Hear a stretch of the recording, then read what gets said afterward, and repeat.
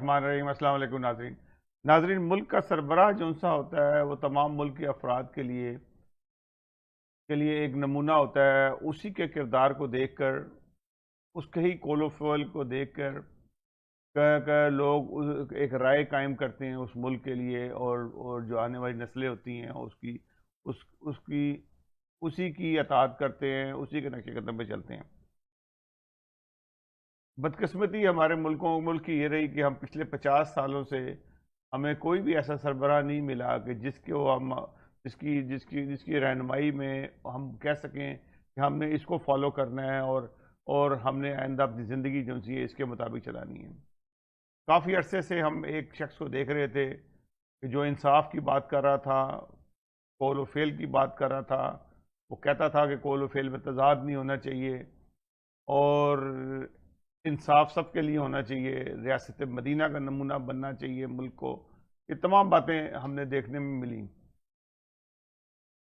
میں بھی ان لوگوں میں شامل ہوں جس نے ان کو فالو کیا اور ان کے پیچھے چلا، اور ان کے لیے جو کچھ کر سکتے تھے کام ہم کرتے بھی رہے کہ شاید ہمارا ملک جو ہے ریاست مدینہ بن جائے، اور ایک ایسا سسٹم آ جائے کہ جہاں پہ سب انسان برابر ہو جائیں، امن ہو، انصاف ہو، جرم نہ ہو، جو ہمارے ملک میں کرپشن ہے وہ ختم ہو جائے، اور ایک اچھا ملک ہو جائے۔ خدا کر کے 2 سال پہلے وہ ان کی حکومت آئی، لیکن افسوس کی بات یہ ہے کہ صرف میں نے جیسے پہلے ایک پروگرام میں کہا تھا کہ 3 مہینے ایسا رہا کہ جیسے ہم خواب دیکھتے رہے کہ شاید اب اچھا ہو جائے، شاید اچھا ہو جائے۔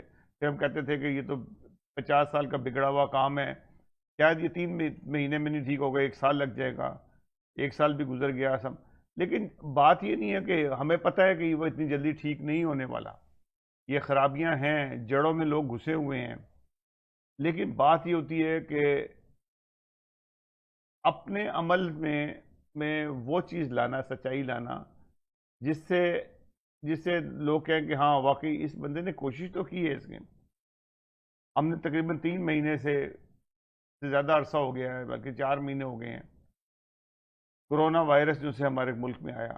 اسی دوران میں ہماری حکومت نے ایک ٹرکش پروگرام کو پروموٹ کیا، ارطغرل غازی کے نام سے اس کو پروموٹ کیا، اور ارطغرل غازی نو ڈاؤٹ بہت اچھا پروگرام ہے۔ میں نے 5 ایپیسوڈ اس کے دیکھے، مجھے بڑا پسند آیا۔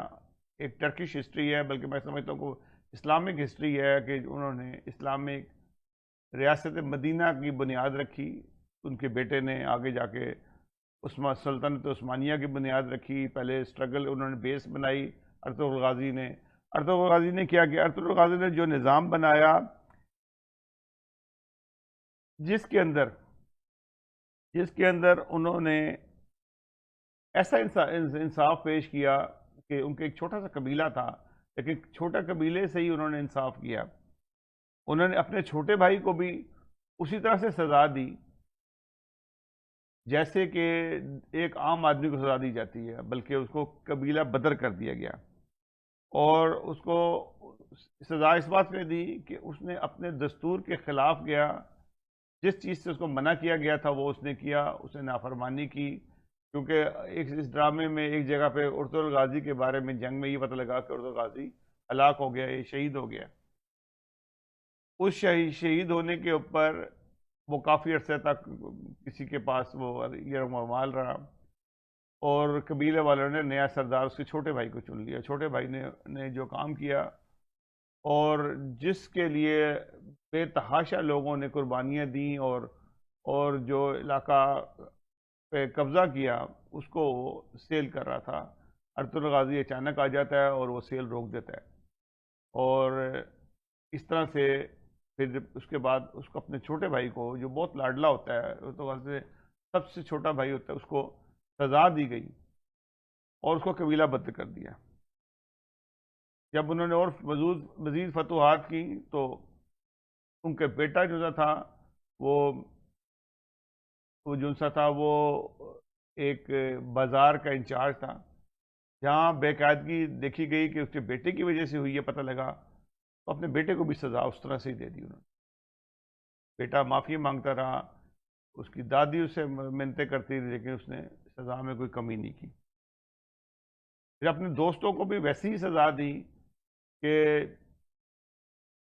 لاپرواہی کرنے کے اوپر جنگ کے دوران میں اس نے بہت اپنے قریبی جو چند 4-5 اس کے ایسے ساتھی تھے جو ہر جنگ میں اس کے ساتھ ہوتے تھے اس کو بھی ویسی ہی سزا دی اور اس کو ڈس آرم کر دیا کہ آپ اس قابل نہیں ہیں کہ آپ کو پاس ہتھیار ہو.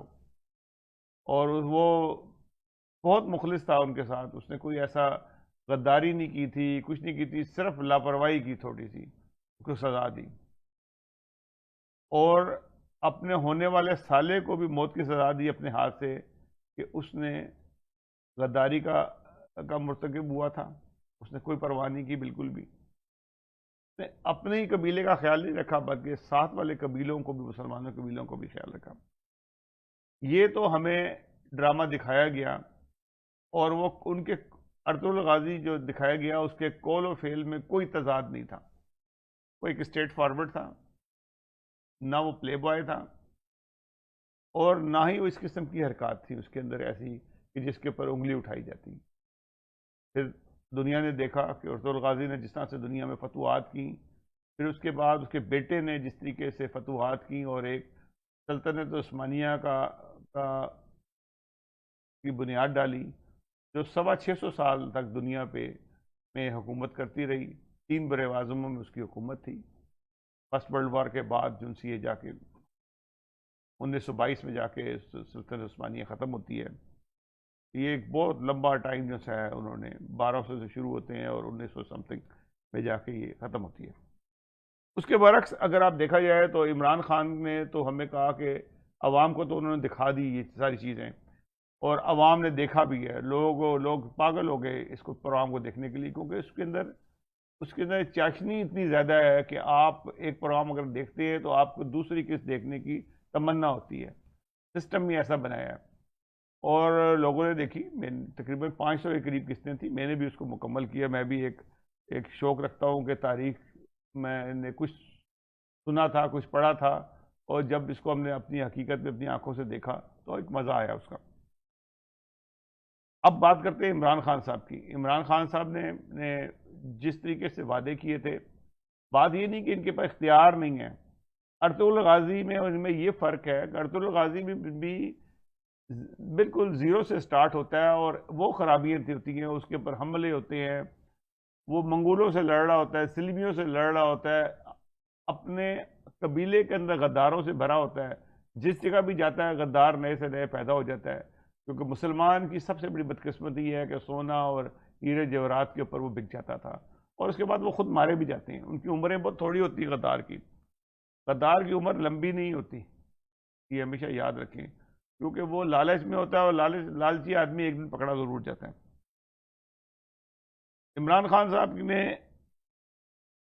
نے وعدے بے تحاشا کیے اور وعدے چلتے رہے. 1.5 سال تو لوگوں نے اس کی پرواہی کوئی نہیں کی. وہ غلطیاں کہاں شروع ہو گئی؟ وہ لوگوں کو شامل کیا گیا جن کے بیس کے اوپر عمران خان صاحب نے ووٹ لیا. جیسے چودھری برادران کو ساری زندگی کہتے ہیں یہ چور ڈاکو کہتے تھے ان کو. جب حکومت کرنی پڑی تو انہی کو ساتھ ملا لیا کہ یہ حکومت کرنی ہے تو ان کے چور ڈاکو کو ملا لیں، کمپرومائز کر لیا. ارطغرل غازی نے کبھی کمپرومائز نہیں کیا. میں صرف اس لیے کہ یہ عمران خان صاحب نے اسپانسر کیا اس کو پروگرام کو، پی ٹی وی پہ چلایا گیا اور دکھایا گیا. میں اس واسطے بار بار اس کا ذکر کروں گا. انہوں نے کبھی چور ڈاکو سے ارطغرل غازی نے کمپرومائز نہیں کیا. وہ جنگیں لڑتا رہا، خود زخمی ہوا، ہلاکتیں ہوئی، اس کے قریب سے قریب دوست جو اس میں ختم ہوئے، خود بھی مرتے مرتے بچا. کئی دفعہ ایسا زخمی ہوا کہ زندہ بچنا مشکل تھا لیکن اس نے ہمت نہیں ہاری. پھر ان کا ایک بہت قریبی ساتھی جہانگیر ترین جو پیسے میں بہت امیر تھا، جس نے سمجھ لو کہ سونا اور چاندی ہیرے جواہرات ان کے اوپر نچھاور کرتا رہا. کبھی یہ نہیں سوچا اس بندے کے پاس یہ پیسہ آیا کہاں سے ہے. کبھی یہ نہیں سوچا کہ یہ بندہ میرے پہ جو اتنی انویسٹمنٹ کر رہا ہے آخر اس کا یہ واپسی بھی تو لے گا، کیونکہ وہ پچھلے سالوں میں وہ سپریم کورٹ نے اس کو نااہل قرار دے دیا تھا. ان کے جو اثاثہ جات تھے وہ غلط، انہوں نے اپنے گوشوارے جمع کرائے تھے جس کی وجہ سے وہ نااہل ہو گئے. نااہل ہونے کے باوجود جہانگیر ترین ایک منسٹر کے طور پہ حکومت میں کام کر رہے تھے. جو بھی جوڑ توڑ ہوتی تھی اس کے اندر ان کا دخل ہوتا تھا. نئے لوگوں کو لے کے آنا، وہ لوگ جو سے ہیں وہ اکٹھے کر کے پی ٹی آئی میں شامل کر لیے، پیسے دے کے کس طریقے سے بھی ہو گئے. پر ٹوٹل 2 نمبری سے جہانگیر ترین صاحب اندر خانے اپنا کام کر رہے تھے. چینی اسکینڈل ہو، آٹا اسکینڈل ہو، ہر اسکینڈل کے اندر وہ شامل تھے. آخر جب بات کھل گئی تو بات کھلنے کے بعد وہ جب پکڑے گئے، پہلے تو وہ بچاتے رہے ان کو. جب وہ ان کی بات کھل گئی تو پھر ہوا کیا کہ ان کو پابندی لگائی گئی. جب نیب نے ان کو پکڑنے کی کوشش کی تو نور خان ایئرپورٹ سے ان کو اس خصوصی طیارے سے ملک سے باہر نکلوا دیا گیا. یہ نہایت افسوس کی بات ہے. کیوں نکلوایا گیا؟ کیا عمران خان صاحب کو پتہ نہیں تھا کہ ان کو باہر نکالا جا رہا ہے؟ ان کو نکال دیا گیا اور وہ سیف ہو گئے اور انگلینڈ چلے گئے. جب یہ نیب ختم ہوگی، یہ نیب کا قانون ختم ہوگا، اسمبلی اپنے ہاتھ میں ہے، کسی وقت بھی کوئی تبدیلی ہو سکتی ہے، اس کو نکال دیا. خسرو بختیار جس میں چینی اسکینڈل تھا، یہ لوگ شوگر ملوں میں یہ کہتا ہوں کہ شوگر ملوں کی یہ جو شوگر مافیا ہے، جس قسم کا مافیا ہوتا ہے، ان کی نانی ایک ہی ہوتی ہے. وہ پی ٹی آئی ہو، پیپلز پارٹی ہو، نون لیگ ہو، کوئی اور پارٹی ہو، جو بھی ہو، ان کی نانی ایک ہی ہوتی ہے. اندر کے مفادات ان کے ایک ہوتے ہیں. انہوں نے ملک کو لوٹا. جس طریقے سے سب سامنے آئی چیزیں کہ کس طرح سے چینی کا بحران پیدا ہوا، کس طرح سے انہوں نے چینی گوداموں میں رکھی رہی اور انہوں نے ریبیٹس لیے. اور عمران خان صاحب کو پتا تھا یہ چور ہیں، کسی کو کوئی سزا نہیں دی. ارطغرل غازی دکھاتے رہے مسلسل کہ اس پہ عمل کرو. انہوں نے ارطغرل غازی ان لوگوں کو نہیں دکھایا جو ان کے ساتھی تھے کہ تم بھی دیکھو تو یہ انجام ہوتا ہے غداروں کا، چوروں کا، لیکن ان کو نہیں دکھایا. اس کے بعد آج جو شروع ہوا ہے، ایک نیا بحران شروع ہوا پیٹرول کا. پچھلے دنوں ہم یہ سن رہے تھے کہ امریکہ اور دنیا کے لوگ کہہ رہے ہیں کہ آپ اپنے برتن لے آئیں، پیٹرول بھر لیں اور ہم سے پیسے بھی لیں، پیٹرول لے لیں، ہمارے پاس اتنا زیادہ ایکسیس ہے. انہوں نے اس وقت اس کی کوئی پرواہ نہیں کی، پیٹرول نہیں لیا. اور پیٹرول لیا بھی تھا لیکن وہ سب ادھر ادھر ہو گیا. اچانک 2-3 دن پہلے پیٹرول کی قیمت میں 25 روپے پاکستان میں اضافہ ہو جاتا ہے. 25 روپے اضافہ کا مطلب ہے کہ پورے سال میں 300 ارب روپے کا چونا لگنا ہے پاکستانی عوام کو.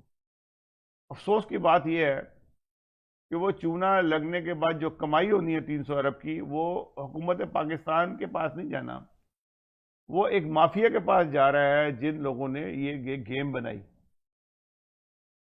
ایک گیم بنائی، اس گیم کے اندر بڑے بڑے زبردست لوگ ہیں. میں بلکہ وہ شہباز گل صاحب کی باتیں سن رہا تھا. انہوں نے ایک ذائچہ بنا کے پیش کیا. انہوں نے کہا کہ جی کہ دیکھیں انڈیا میں پیٹرول اتنے کا ملتا ہے، اچھا، اور اتنا مہنگا ان کو پڑتا ہے، پاکستان میں سستا پڑتا ہے، اور کنورجن جو ہے وہ پاکستانی کرنسی سے کر رہے ہیں.